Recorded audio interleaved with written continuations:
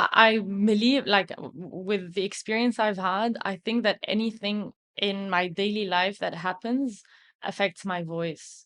The voice is a very, very, very sensitive area in the body that I never got to see. And that's why I have to learn to always feel how it is. Like, even if it's injured, I need to think or feel that it is injured in order to treat it. And all a lot of a lot of how do you say that in English? It is affected by a lot of different elements in life. It is affected by the weather, for example. Like if it's too humid or if it's too dry. When I travel to a new country and it's suddenly too cold and I'm used to like more of a normal weather. AC. I cannot sleep with an AC on because it dries up my voice quite quickly and it takes it a very long time to warm up the next day, or it can even hurt the vocal folds. How I speak to people, my speaking voice is the number one rule of to keep a healthy voice. We learned how to sing, I have a technique of how I sing. We never learn how to speak. We just spoke. That's true. So we never learn how to use our bodies to speak. And that's why a lot of like professors in universities, they have big vocal problems sometimes because they suddenly feel they need to speak loudly to a big classroom, and then, or teachers, and then they realize that they're not using their voice properly. Women who work in kindergartens, they speak in a very high pitch to kids. They're like that. Yeah. And that's very unhealthy as well. So we didn't learn how to Interesting. speak. We just speak very Instinctively, yeah. And in singing, I had to learn how to speak, because if I speak for a long period of time, like many years, if I speak wrongly, and that I will never notice if I'm not an opera singer, can have a very, very strong effect to my singing voice, because the singing, I don't want to compare it with pop or jazz, but in opera, we have to reach very, very high pitches as a soprano, for example, which means that I need very, very, very healthy vocal folds that close perfectly. Like the vocal folds, they do these vibrations, and these vibrations need to close perfectly in order to produce these beautiful high notes without them feeling pushed or anything. In order to do that, the whole body needs to be in perfect shape, because everything I drink, everything I eat affects not the folds directly, but affects everything around them, which are the muscles, the speaking muscles. And also being tense or nervous about anything, of course it hits the voice, because you know, when you are nervous, the first thing you realize about yourself is that you're unable to breathe and you tense up and you don't breathe properly. Yeah.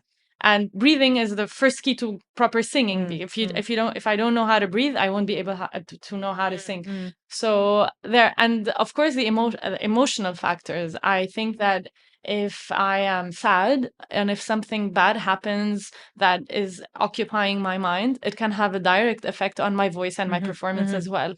And if something good happens, I always believe that, you know, if you are in love and happy, you don't need these 10 hours to sleep. You will perform perfectly as well. So But you will only once or twice. But the long yeah, term, absolutely. of course, you can Absolutely. live on that for a while. Absolutely. But No, but these are temporary of things, course, of obviously. course. But And you mentioned to me before the keeping your immune system optimum is also extremely absolutely, important. Yeah. absolutely. We always say that a singer can notice when he or she are gonna catch a cold already a week before the Yeah, cold. that's I feel amazing. it. You I feel know it. it. I know on next Friday I Yeah, will have a cold, that's and I get it. unbelievable.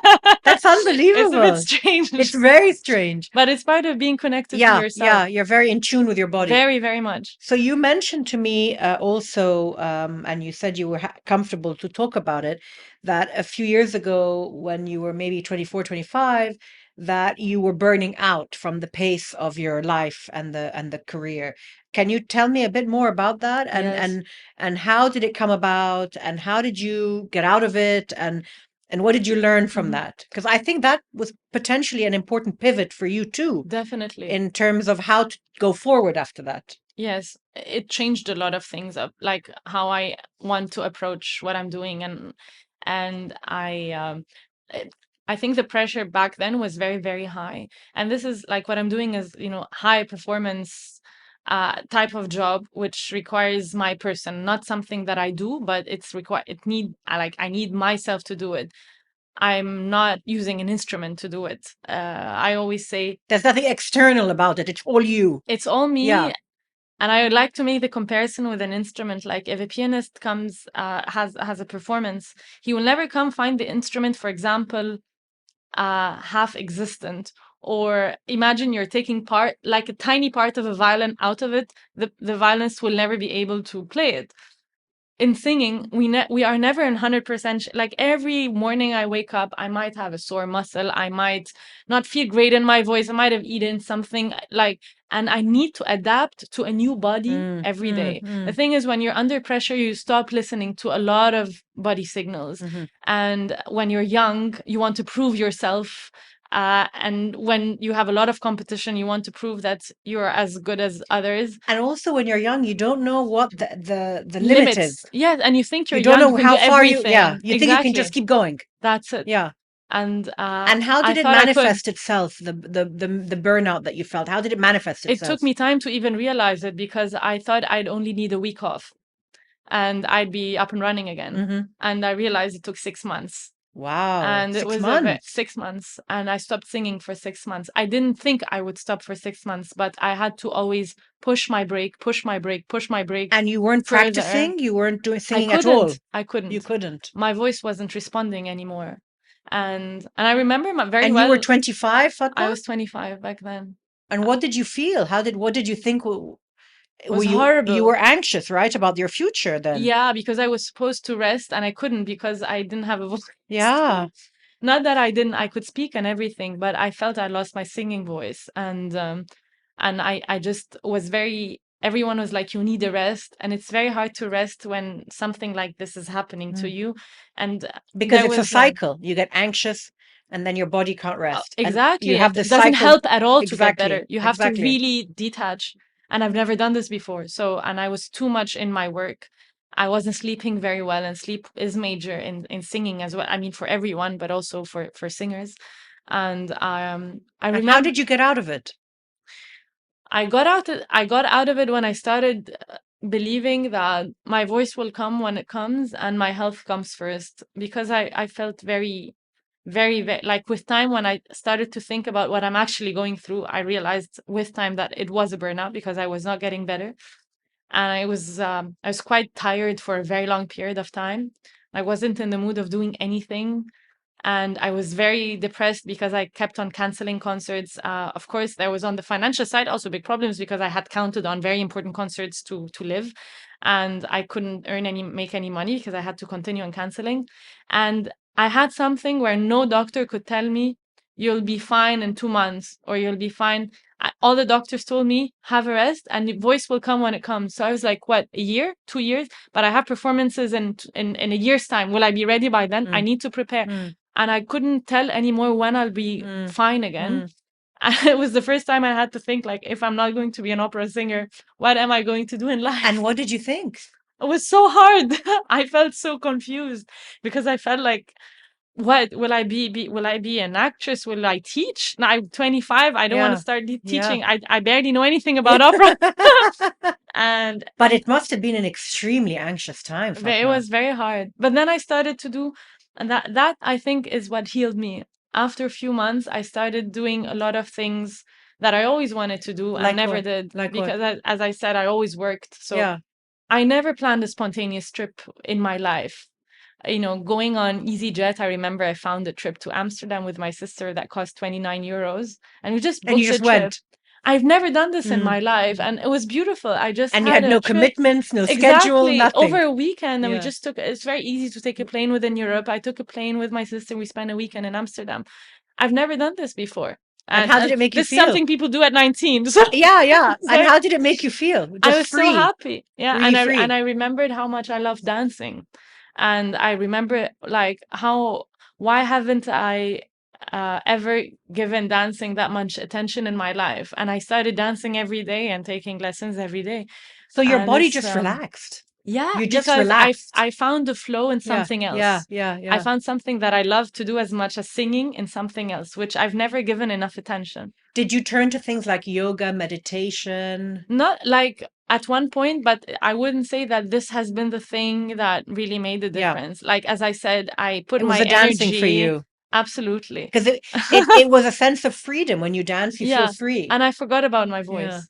It was something I did where I didn't need to think whether, and it was something that I did not in a professional way. So I enjoyed so much Mm. doing all the mistakes. It was for you. It was for It me, was and for you. I did a mistake with pride, Yeah. and I knew no one is Yeah. judging me. I don't care if someone says I dance well or I don't dance well. I was learning something new. And I you was said enjoying it. earlier that you like to do tango. Yes, So, and that's what I did. and that's what you did. Yeah. So do you have a regular partner? No, I dance with my teacher, and in tango it's beautiful because you go to a milonga and you meet Yeah. everyone who's into dancing. So you dance with so many different And people. where do you do that? In Wherever you Europe, are. in Europe. Whichever I city always you're have my in. dance shoes with me. That's amazing. Yeah, like So my that's your dance shoes outlet. there. That's how you I relax. finish a performance and then I go dancing. That's amazing. So Yeah, in I each enjoy city, it. you know where to go. It's very easy online to see where Milonga will take place. Like Berlin is a very strong tango city. Milano as well. Paris, you have the Milongas in front of the Tour Eiffel. That's incredible. And yeah, it's beautiful. And so every night you can find somewhere to go. Every night you can find somewhere to go. Wow. Yeah. And where did you learn? I In learned in Berlin. Milano. Ah, in Milano. It's actually a very nice story how I Tell came me. to tango, because I always danced, but I never learned how to dance tango until I was. It's a beautiful dance. To When I watch it, learned it's tango, I incredible. realized that I wasn't dancing before. Yeah, you yeah, know? yeah, yeah. And it has become the major dance in my life. So I remember I was in Milano and we were preparing for the magic flute with a director. And then in one scene, I was supposed to hug my lover, Tamino, in the opera, my partner. And then I didn't know him so well. So he said, "Okay, now you're gonna run and like And hug jump me. all over him Yeah. and hug him." And then when he saw that scene, he realized that there's zero chemistry, and he thought like it's impossible. I will never allow you to Of hug course. someone like that on stage. You need to connect. So you need to do something about that. And he actually went to the academy and told them that I want to have tango lessons for these two for about 6 months so they can get to know each other. And it was incredible. And Wow. that was actually my entry to tango, and I met my teacher through that course. And of course, it was a beautiful way to get to know the other person as well, and Yeah. also feel comfortable in your own Sure. skin with someone, because Sure. on stage we are quite physical. So it And was a it makes you feel very safe with that person. safe Yeah. and in a very beautiful, respectful way. I think that's the best way to teach also girls and boys to get to know each other physically, with being respectful to each other. And I'm very thankful to my parents because they have introduced me to dance at 14. So I already knew how to dance waltz and foxtrot and standard tango and mambo and rumba and cha-cha-cha and swing. Alongside your early singing. Yeah, and that was beautiful because I always felt comfortable Yeah. with the opposite sex Yeah. in that sense. Yeah. And it was very, very nice. Wow. So That's amazing. So that's how I got So into that's a really tango. important part of your life. Very important. Yeah. That's incredible. But I loved how the director actually thought about tango Yes. to make us learn how to get How to be comfortable with each together other. physically on stage. Exactly. So that's amazing. We didn't discuss that before. No, So I'm happy I still carry it with me. Yeah. Even how many 6 years later, I cannot live without it anymore. So I'm very grateful. Have you ever been to Argentina? Not yet. So that's I'm obviously, dying yeah, to you've go. got to go there.